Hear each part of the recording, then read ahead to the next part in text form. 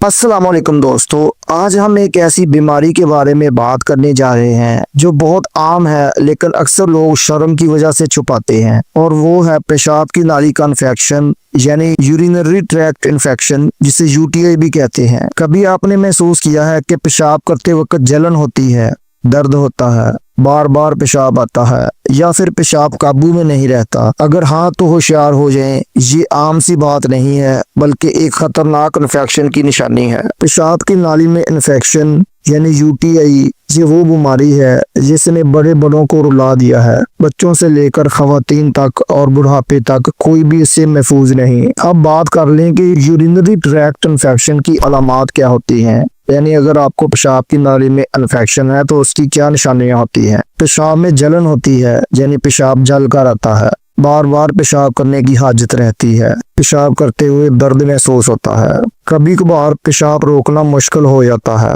पेट के निचले हिस्से में दर्द होता है, उसे आम जुबान में सिस्टाइटिस यानी मसाने की सोजिश, ब्लैडर का इन्फेक्शन कहते हैं। ये सबसे ज्यादा खवातीन में होता है। अगर ये मसला ऊपर की तरफ बढ़ जाए तो फिर गुर्दों की नालियां यूरिटर्स मुतासर होती है। अगर ये इन्फेक्शन गुर्दे तक पहुंच जाए तो वहाँ पाइलोनेफ्राइटिस बन जाता है और कमर के एक तरफ गुर्दे में पथरी होने की वजह से तेज दर्द होता है। ये वो स्टेज होती है जो खतरनाक हो तो गुर्दों को भी नुकसान हो सकता है। यूटीआई में इन्फेक्शन क्यों होती है, इसकी वजूहात क्या होती हैं? पानी कम पीना इसकी सबसे बड़ी वजह है। जब पानी कम पीते हैं तो पेशाब गाढ़ा हो जाता है और बैक्टीरिया को पार्टी करने का मौका मिलता है। दूसरे नंबर पर सफाई की कमी होती है, खास तौर पर खवातीन में हाइजीन का ख्याल ना रखने से बैक्टीरिया फौरन हमलावर हो जाते हैं। आर्टिफिशियल ड्रिंक, ये कोल्ड ड्रिंक्स, रंगीन बोतलें और एनर्जी ड्रिंक्स ये सब ब्लैडर को इरिटेट करती हैं। नंबर 4 पे अनसेफ प्रैक्टिसेस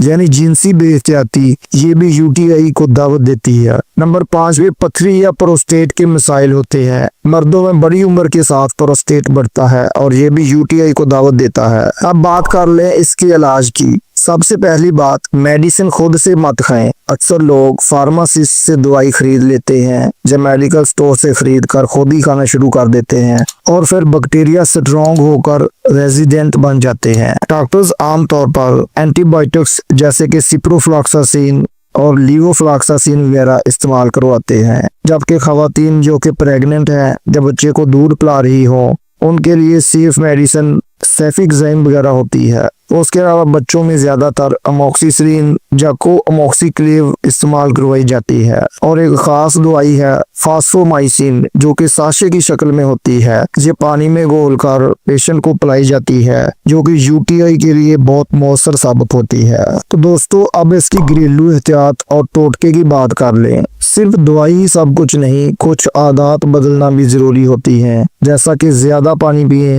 रोजाना कम से कम 8 से 10 गिलास पानी के पिए, कोल्ड ड्रिंक्स और आर्टिफिशियल कलर जूस छोड़ दें, सफाई का खास ख्याल रखें, खवातीन और बच्चों को खास एहतियात करनी चाहिए। और हाँ, क्रैनबेरी जूस या कैप्सूल ये एंटीबायोटिक नहीं लेकिन यूटीआई बार बार होने से बचाते हैं। अगर यूटीआई बार बार हो रहा हो या आम दवाओं से ठीक नहीं हो रहा तो भाई फिर टेस्ट जरूरी है। यूरिन कल्चर और सेंसिटिव टेस्ट करवाए जाते हैं, इससे पता चलता है कि कौन सा बैक्टीरिया इन्फेक्शन कर रहा है और कौन सी दवाएं इस पर असर करेंगी, वरना अंधाधुंध एंटीबायोटिक्स खाने से सिर्फ नुकसान होता है। तो दोस्तों, छोटे पेशाब का छोटा सा इन्फेक्शन कभी बड़ा ना बनने देना। ज्यादा पानी पियो, सफाई रखो और अपनी हेल्थ के साथ मजाक मत करो, वरना आखिर में इंजेक्शन ही लगते हैं। अगर ये मालूमात आपके लिए फायदेमंद है तो इस वीडियो को लाइक करें और दोस्तों के साथ शेयर करें ताकि दूसरे लोग भी इस बीमारी से बच सकें। अपना और अपने प्यारों का बहुत ख्याल रखें। अल्लाह निगहबान।